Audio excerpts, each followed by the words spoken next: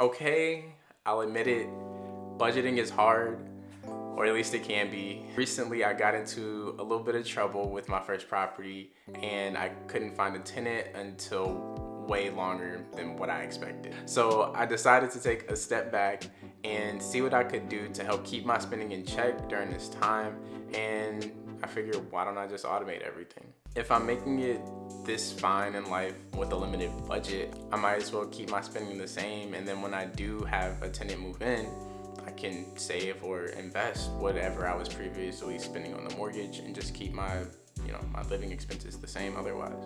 So that's what I did. I automated everything, and now it's super easy to be intentional about where money goes and save over half of my income and not even miss it.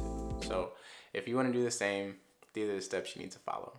The first thing I had to do was define what spending categories were most important for me and what outcome I want in each category. So for me, the categories were pretty simple. I have my savings, I have bills and other needs like food and whatnot, and then I have investment.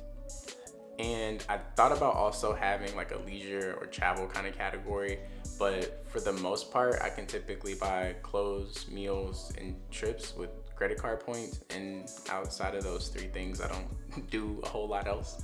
So with my savings, the outcome I was looking for was to cushion my emergency fund. I had set some money aside, but I had to go into it a little bit, and it wasn't quite at the 6 months I wanted it to be at anyway. So I wanted to get that in check so I could have a little more peace of mind and clear up that mental space for other things. So in the second category, I just wanted to make sure that my bills and my needs were met pretty comfortably and just had a little bit of cushion in there as well if I needed to, spend a little extra on food one month, or if my heating bill was especially high one month because it was super cold. It's winter time, it's really cold. And I didn't want to be too far ahead on my bills and have a ton of credits. I know a lot of people like to do that and it makes them feel comfortable.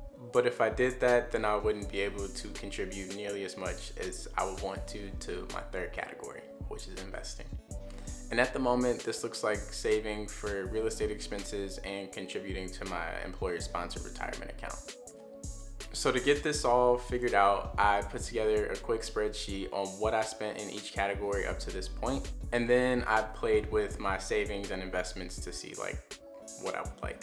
So when I had clarity around what those numbers looked like, step 2 was automating where my money goes and when it happens. So for me, my check goes 4 places when it comes in.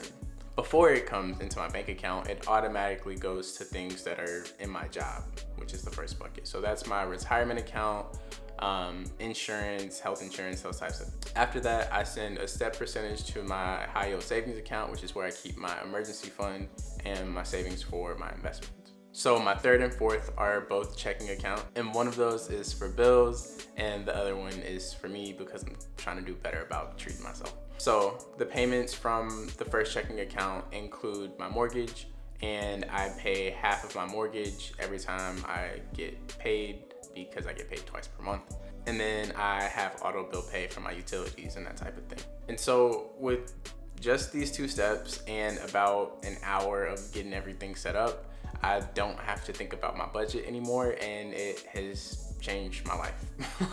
I feel so much more confident and comfortable in how I'm operating. So now I just check every so often to make sure everything is what it should be. I'm not getting charged too much and that type of thing. And yeah, I'm just a lot less concerned about my finances overall. And kind of like a pro tip here, a great way to save money that doesn't involve limiting what you can buy is to find better ways to buy things. And so for me, that looks like credit card points, like I mentioned earlier. This year alone, I was able to spend thousands of dollars on this studio and taking flights and hotels, and I still have hundreds of dollars of credit card points still left to spend and thousands more on the way. And I can spend them as I see fit, and I don't have to use any of my cash to do these things. So if you do want to know more about credit cards and credit card points, you can watch this video here.